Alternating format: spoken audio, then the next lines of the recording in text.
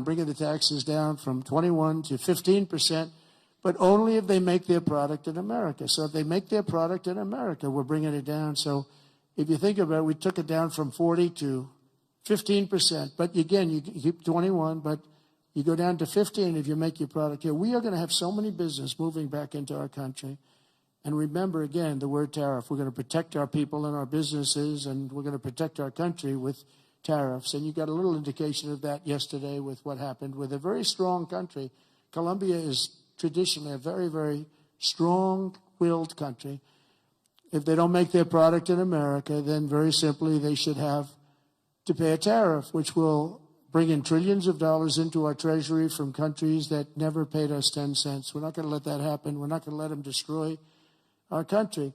In the words of President McKinley, who is the tariff king, the protective system invokes the highest law of nature, that a self-preservation, and that is self-preservation. There is every reason, founded in justice, why the American producer should in every way be favored against a foreign producer whose products compete with his. This is our natural market. We have made it. We have made it an enormous cost, capital, and exertion. And think of this. And we did that through exertion and brain and muscle and guts and stamina. We preserved it against foreign wars and domestic conflicts at great sacrifice of men and women. The foreign producer has contributed nothing to the growth or development of this country. So if you want to share with the citizens of the United States our home market, then you must pay for the privilege of doing it. In other words, you have to pay for the privilege of coming into our country, taking our jobs, taking our product, destroying our countries. We mentioned North Carolina, the furniture business, what they've done to these great artisans. I used to go down to North Carolina all the time to buy furniture for hotels that I was building.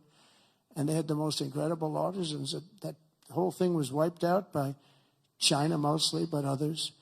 And just wiped out, but it's going to come back. It's going to come roaring back. It's all going to come roaring back. We're going to put tariffs on outside countries and outside people that really mean us harm. They want to, well, they mean us harm, but they basically want to make their country good. Look at what others do. China's a tremendous tariff maker, and India and Brazil and so many countries. And so we're not going to let that happen any longer, because we're going to put America first. Always put America first. That's what's going to happen. We're going to establish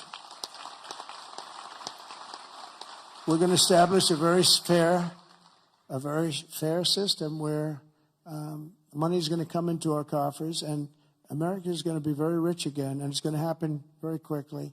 It's time for the United States to return to the system that made us richer and more powerful than ever before. Do you know, the United States in 1870 to 1913, all tariffs, and that was the richest period in the history of the United States, relatively speaking. In other words, relatively.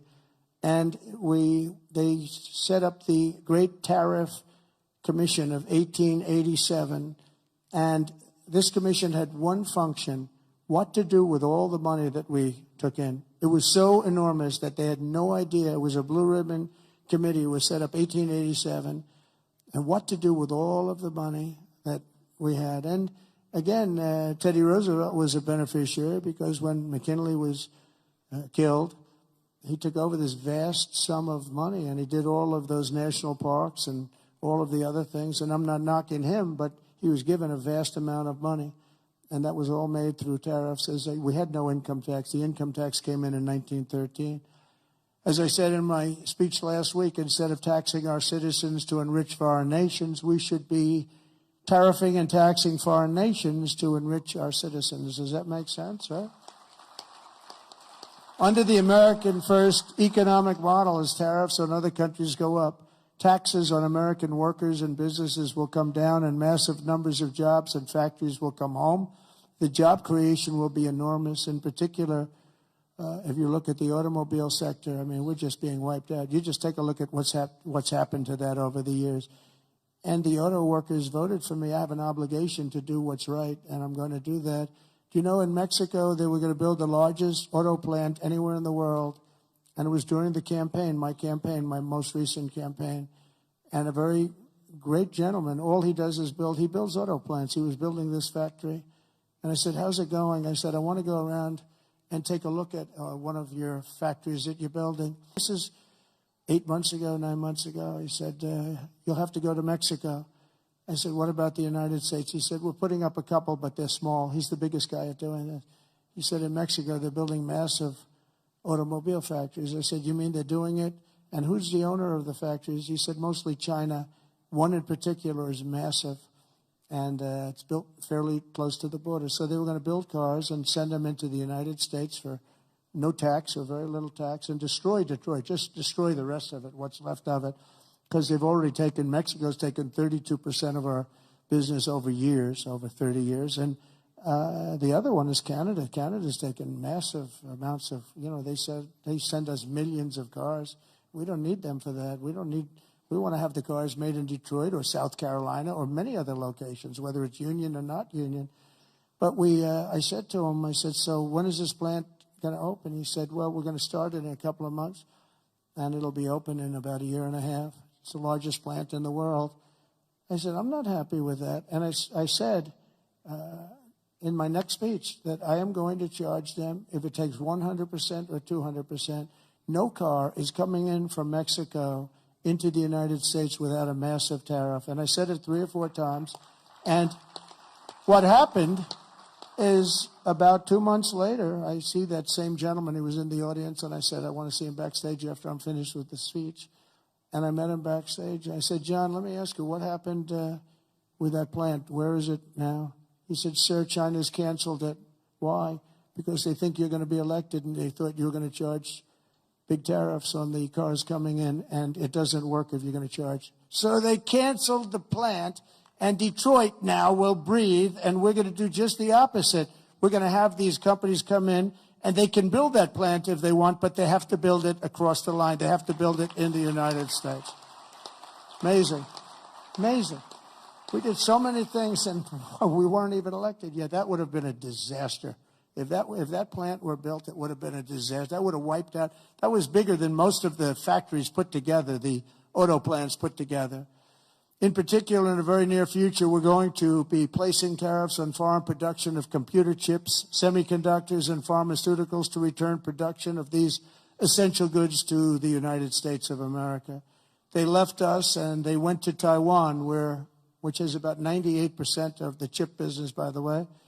And we want them to come back, and we don't want to give them billions of dollars like this ridiculous program that Biden has. Give everybody billions of dollars. They already have billions of dollars. They've got nothing but money, Joe. They didn't need money. They needed an incentive, and the incentive is going to be they're not going to want to pay a 25, 50, or even 100% tax. They're going to build their factory with their own money. We don't have to give them money. They're going to come in because it's good for them to come in. They're giving them money. They don't even know what they're going to do with it. I had people tell me, we have no idea. We didn't need money. They don't know if they're probably going to use the money to build in other places, other countries. It's a ridiculous plan, very expensive and ridiculous. The only way you'll get out of this is to build your plant. If you want to stop paying the taxes or the tariffs, you have to build your plant right here in America. That's what's going to happen at record levels. We're going to have more plants built in the next short period of time than anybody ever envisioned before, because the incentive is going to be there, because they have no tariff whatsoever. In fact, they have help from us if they build their plant in America. And we're going to look at pharmaceuticals, drugs. We're going to look at chips, semiconductors, and we're going to look at steel and some other industries. And you're going to see things happening. If I didn't put on the massive steel tariffs, you wouldn't have one steel plant right now in the United States. If I didn't put on the tariffs on washing machines, dryers, and the like, you wouldn't, in Ohio, you would have lost all of those companies that made washing machines and dryers. And they were going to close up their factories because South Korea was dumping washing machines and other things like that, and they were dumping. And we put a 50% tariff, and it's 75, even 100%, and now they're thriving, right? Without Trump, they would have been closed up. But I'll also be placing tariffs on steel, aluminum, and copper, and things that we need for our military. We have to bring production back to our country. You know, there was a time when we made one ship a day, and now we can't build a ship. We don't know what the hell we're doing. It's all gone to other locations and other lands. And to further return production to the United States, we're going to environmentally free up our rare earth minerals. We have some unbelievable sites. We have some of the best rare earth anywhere in the world, but we're not allowed to use it because the environmentalists got there first. They said, you cannot touch that land. Well, this is very protected.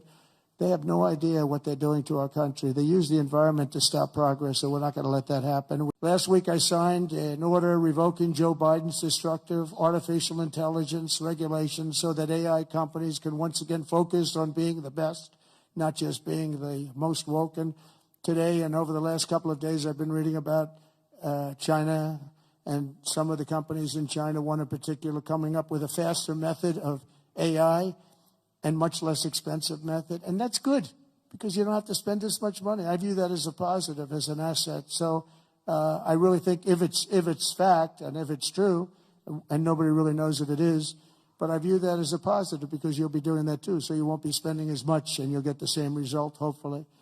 The release of DeepSeek AI from a Chinese company should be a wake-up call for our industries that we need to be laser focused on competing to win, because we have the greatest scientists in the world. Even Chinese leadership told me that. They said, you have the most brilliant scientists in the world in Seattle and various places. But Silicon Valley, they said, there's nobody like those people. This is very unusual when you hear a DeepSeek, when you hear somebody come up with something. We always have the ideas. We're always first. So I would say that's a positive. That could be very much a positive development. So instead of spending billions and billions, you'll spend less and you'll come up with, hopefully, the same solution. Under the Trump administration, we're going to unleash our tech companies and we're going to dominate the future like never before.